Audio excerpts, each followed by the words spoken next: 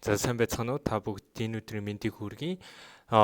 Дэлхийн томоохон технологийн компаниудын ярилцлаганд бийдэг 150 өдрийн чаленжийн дараагийн өдөр үргэлжлэж байна. За тэгэхээр өнөөдөр бидний бодох бодлого ямар бодлого вэ гэвэл car fleet гэдэг нэртэй бодлого байна.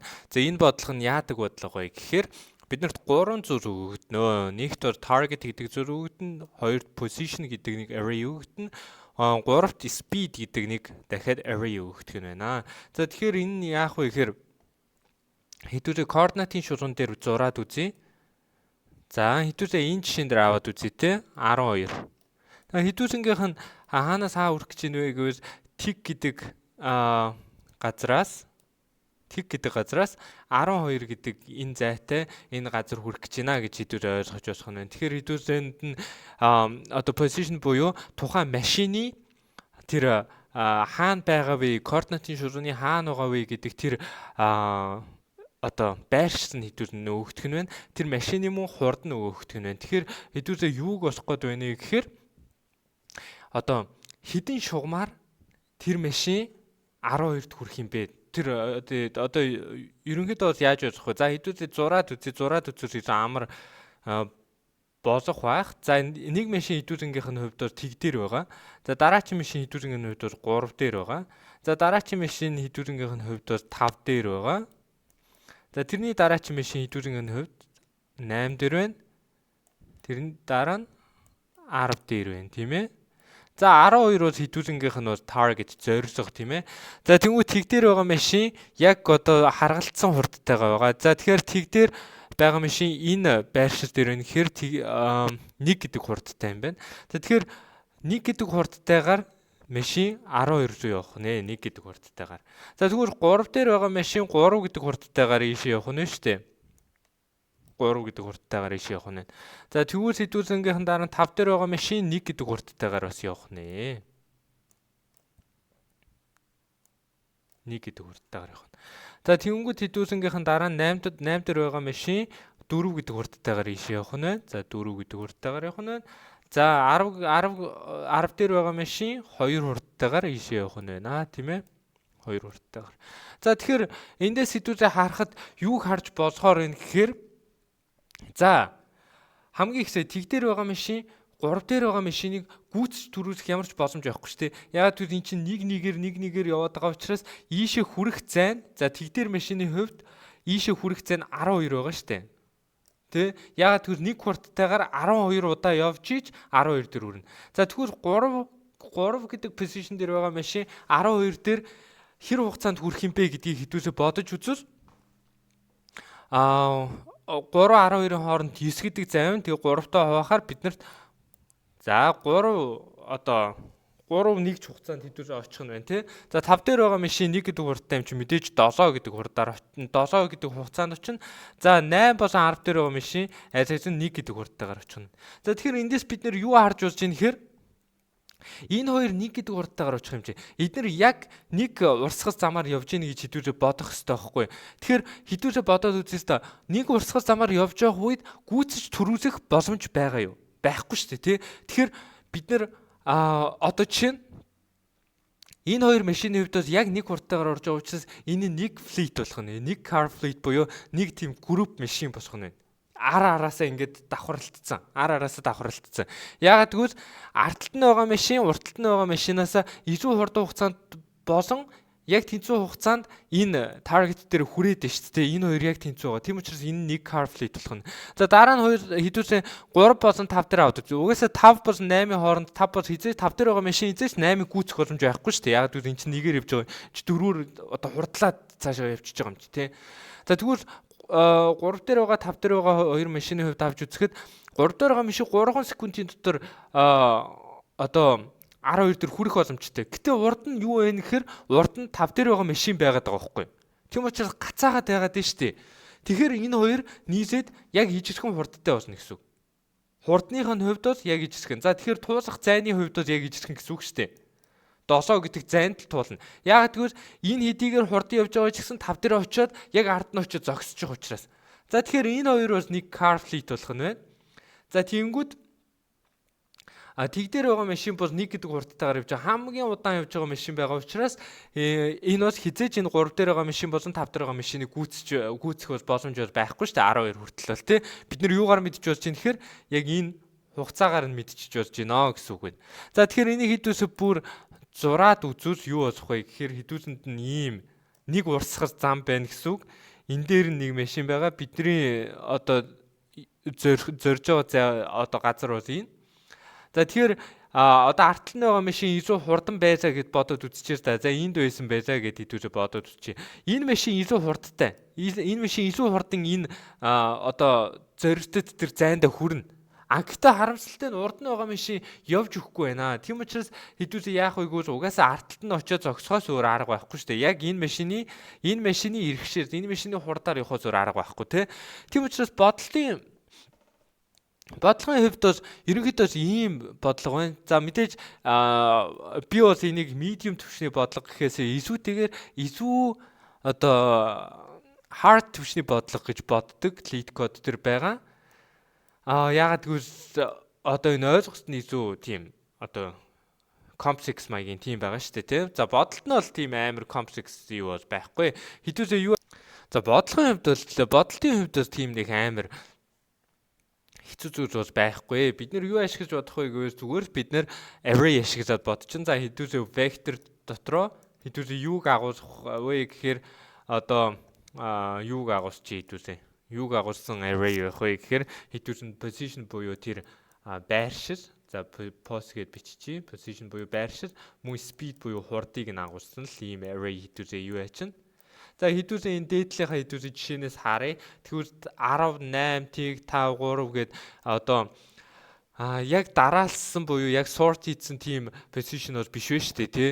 Тэгвэл хэдүүсээ ямар болохыг хүсэж байгаа вэ гэвэл ингээд яг sort хийгээд одоо яг as machine нурдаа байгаа юм. As machine ардаа байгаа юм гэдгийг хэдүүсээ мэдчихвэл амар байна шүү дээ тий.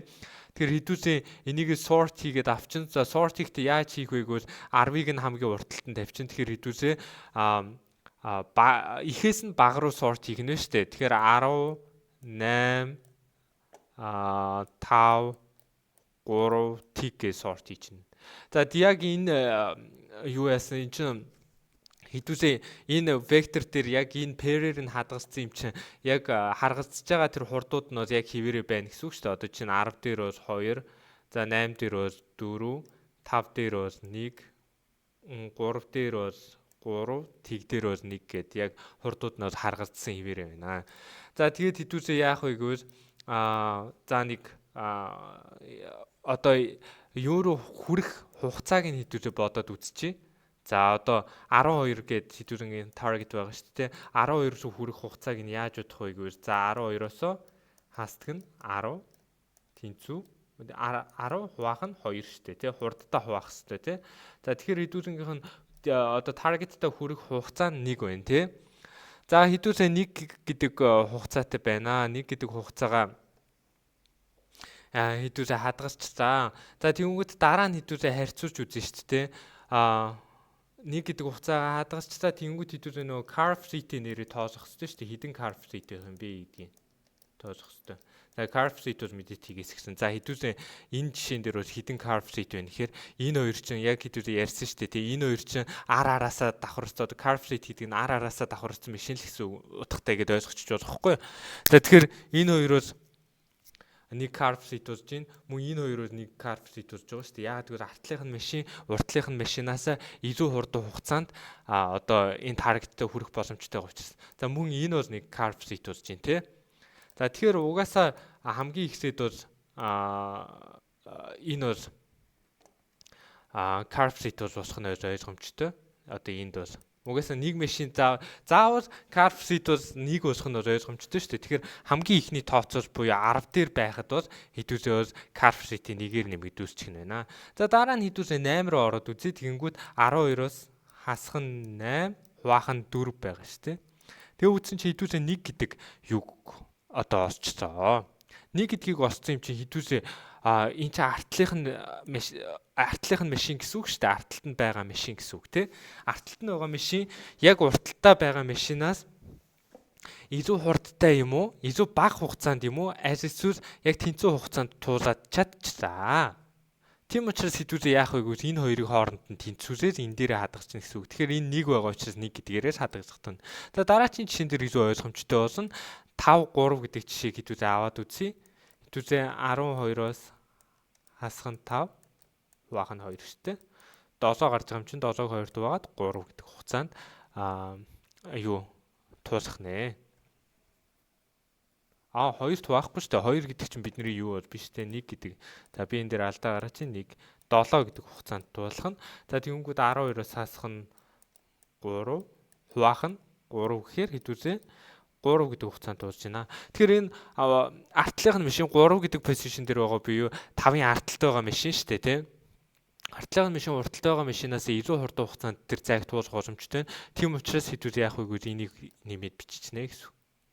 Тэгээ 7 дээр байхдаа бол CarPlay-тэй бол нэгээр нэмэгдүүлж шүү дээ. Ягаад гэвэл 7 энэ хоёрыг урталтайгаа энэ машин энэ CarPlay-ийг бодвол хамаагүй их хугацаанд тэр зайг туулж чадчихна гэж ойлгож байна шүү дээ. За энэ дээр юуг туулаад хэдүүлээ 3 гэдэг хугацаа нэ. За ерөнхий бодолт бол ийм. За тэгэхээр хэдүүлээ бодолтоо код чирч үзцгээе. За хэдүүлээ ингээх нь бодолтоо одоо код чирчээд үзвэл хэдүүлээ яах вэ гэхээр хэдүүлээ яг ярьсан те бид нэр pair гэдэг юу хэрэгтэй. За pair дээр юу хадгалах вэ гэвэл хэдүүлээ exit position-ыг хадгалсан. Дараа нь speed-ийг хадгалсан. Найзаас нь int гэдэг өгөгдлийн төрөлтэй байгаа шүү дээ. За энийг хэдүүлээ юу гэж нэр. За p гэдэг хэдүүлээ нэрлэлчихье. За тэгэхээр хэдүүлээ дараа нь яах вэ гэвэл за p-гээ хэдүүлээ юу ячаас initialize хийчихье те. За position-ийнхоо size-аар initialize хийчихье. За ингэснээр илүү амар болно. Юун дээр амар болох юм бэ гэвэл утга хадгалахдаа илүү амар болчихно одоо. За тэгэнгүүт position болоод speed-ийн хоорондын size нь бол яг л ийжсэх нь шүү дээ, тийм. Position-ийн size-аар явсаа хэдүүлээ одоо юу хийгээд байна гэхээр одоо энэ p гэдэг вектор дээр юугаа хадгалах гэдэг шүү дээ. За p-ийн i дээр хэдүүлээ юу хадгалах вэ гэвэл position-ийн i-г мөн speed-ийн i-г хадгалж чинь, тийм. За тэгэхээр хэдүүлээ одоо дараа нь яах вэ? Ингэчсэ. Тэгвэл дараа нь хэдүүлгийнхээ хувьд sort гэдэг юуг хийх хэрэгтэй шүү дээ. За p begin p end тэ. За хэдүүлээ sort хийхдээ за над чиг ингэж хийчих болсон зүгээр pair гэд бичсэн ч ерөнхийдөө болно дөө. Өөрөө өөрсдөө сурцаар тэгээд юу ячиж болно шүү дээ, тэ. За дараа нь ингээд хэдүүлээ b гээд за тэрнийхээ дараа хэдүүлээ return хийж буцаах хэрэгтэй те. За юугаар хэдүүлээ энэ pairing sort хийх гэдэг юм бэ гэж position-оор шүү дээ. Тэгэхээр first те. Тийм учраас begin first гээд. За ингэж хэдүүлээ sort хийх нь байна. За тэгэхээр хэдүүлээ энэ бол одоо descending order буюу одоо яг ихээс бага руу sort хийж гин. За sort хийснийхаа дараа хэдүүлсэнд нь юу хэрэгтэй вэ гэвэл хэдүүлсэ тоолох хэрэгтэй те. Хэдэн CarPlay байгаа вэ гэдэг одоо яг хэдүүлгийнхэн зорилго бол энд байна шүү дээ. За тэгээд хэдүүлээ яг нэг юу хийчихээ та time to reach гэдэг хэдүүлээ энийг double гэдэг утгаараа авчийн. За хэдүүлээ за энийг мөн initialize хийж өгөөд ийм болгоод за дараа нь хэдүүлээ яах вэ гэхээр дахиад loop хэрэгтэй хэдүүлэнд нь. За position-ийн size гэдэг энэ юуг айгүй их ашиглаж байгаа учраас хэрвээ та нарт юу яаж санагдвал жоохон ядаргаатай санагдчихвэл энийг нэг юун дээр хадгалчих бол болно шүү дээ, тийм. За ингээд time to reach I юутай тэнцэх вэ гэхээр target хүртэл хэрэг зай үлдэж байгаа юм бэ гэдгийг хэдүүлээ p-гийнхаа first-с хэдүүлээ мэдчихэж болно шүү дээ, тийм.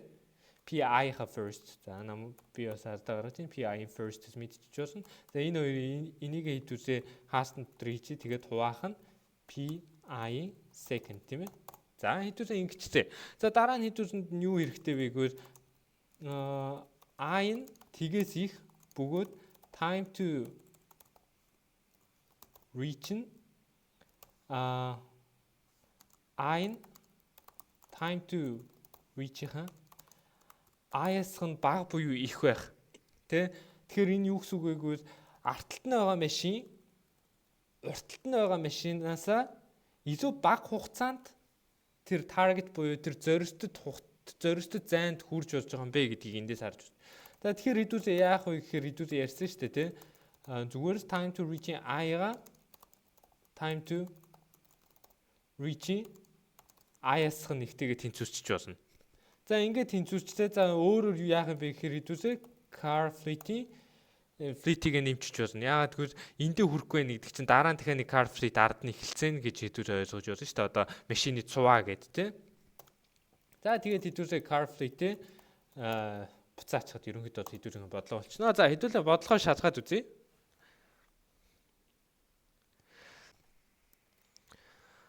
За тэгэхээр хэдүүрээ бодлогоо шалгаад үзье. За тэгэхээр хэдүүрээ энэ дээр алдаа гаргасан байна шүү дээ тий. Int биш энэ бол double гэдэг өгөгдлийн төрөлтэй байх хэрэгтэй шүү дээ. Яагаад гэвэл хэдүүрээ double-ыг double-аар хуваажиж одоо боторхой тоогоор хуваажиж хэдүүрээ боторхой тоо буюу илүү наривчтэй тоог гаргаж авна шүү дээ тий. Яагаад гэвэл хуваах гэж байгаа хуваах үйлдэл өөр жоохон аюултай. Компьютерийн хувьд яагаад гэвэл интийг интер хуваачвал хамгийн доотлын одоо шатны юугаар нь наривчилчдэг. Тийм учраас хэдүүрээ интер бол авч босхгүй шүү дээ тий. За тэгээд хэдүүрээ одоо шалгаад үзье юу болох нь. За боосч ин тий амжирч ин.